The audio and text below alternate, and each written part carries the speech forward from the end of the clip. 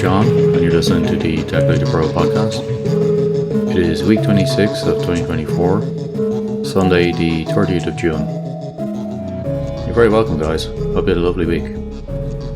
So today I want to talk to you about the truth, and there are many blind spots associated with establishing it.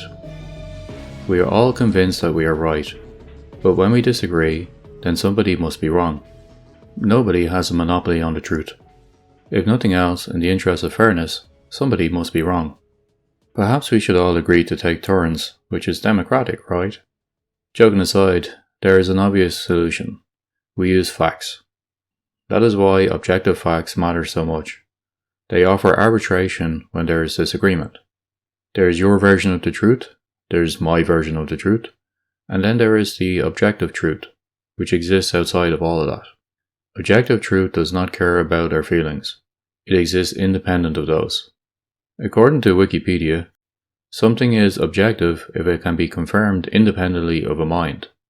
If a claim is true, even when considering it outside the viewpoint of a sentient being, then it is labeled as being objectively true. And I'll link to that article from the show notes of this episode, guys, which are available on my website, techleader.pro. So in the purest sense, all decisions should be made based on objective truth. In reality, it is often hard to establish that, and to establish that in time. So often a leader will have to make a decision using imperfect versions of what's available, an imperfect version of the truth, if you will. And as a leader, it is very important to be able to tell the difference between subjective and objective truth, and to maintain a strong bias for objectivity when making an important decision. Equally, one must not fall into the trap of assuming a fact becomes, quote, more true if more people believe in it. In fact, the majority of people can be wrong objectively. It's rare, but it does happen.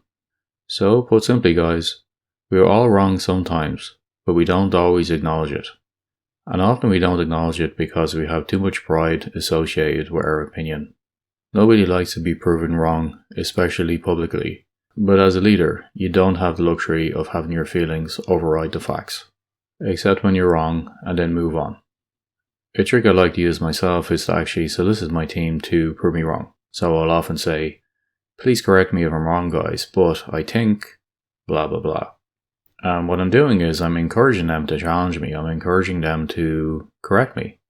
If I'm wrong, I'm wrong. There's no ego associated with that. I'd rather be right than be wrong.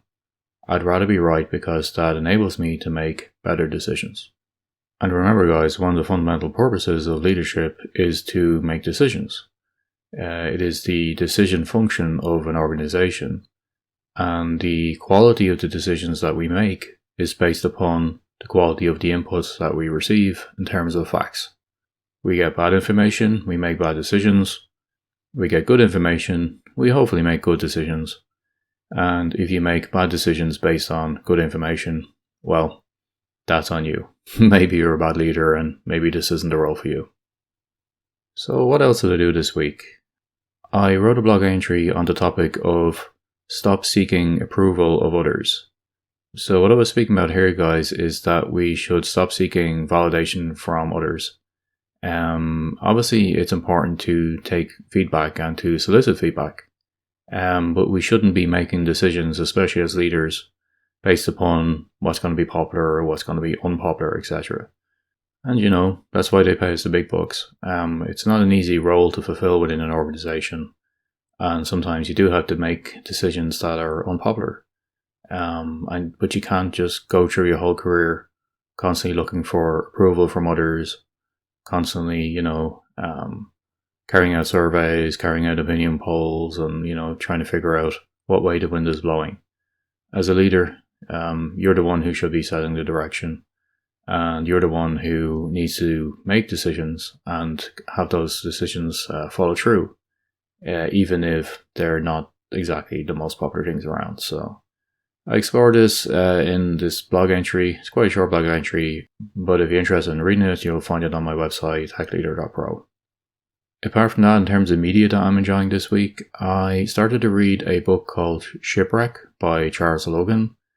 if you are familiar with the more recent story, The Martian, or it was also made into a movie starring Matt Damon, The Martian, about the astronaut who is stranded on Mars and the rescue mission to try to get him back.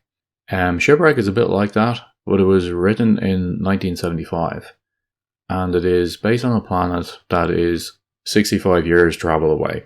So it's a multi-generational ship, and the protagonist in the story is part of the second generation who was actually born on the ship.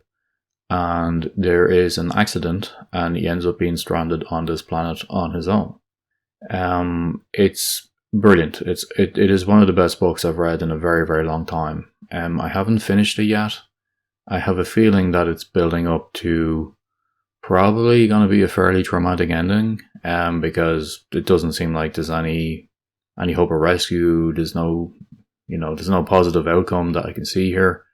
But it's so well written. And what is also fascinating is the fact that Charles Logan only wrote one book, Shipwreck. This is it. He didn't write another book. Moreover, the book is actually out of print. It's extraordinarily hard to find. You can't even find a digital copy online anywhere. So it's not on, Kindle or anything like that. I did manage to find an old secondhand copy from 1975 on eBay. It was quite expensive, even though the condition was pretty poor. But it's literally like the only way you can get the book is to buy an old copy from eBay from the 70s. But guys, it's worth it. If you enjoyed The Martian, you're going to absolutely love Shipwreck. So it comes with the strongest possible recommendation. And I will speak about it in the next episode. Hopefully by then I will have actually finished it. It's quite a short book. So yeah, the strongest recommendation for Shipwreck by Charles Logan. Okay, so we'll leave it there, guys. I hope you have a great week ahead, and I will talk to you next time. Take care. Bye-bye.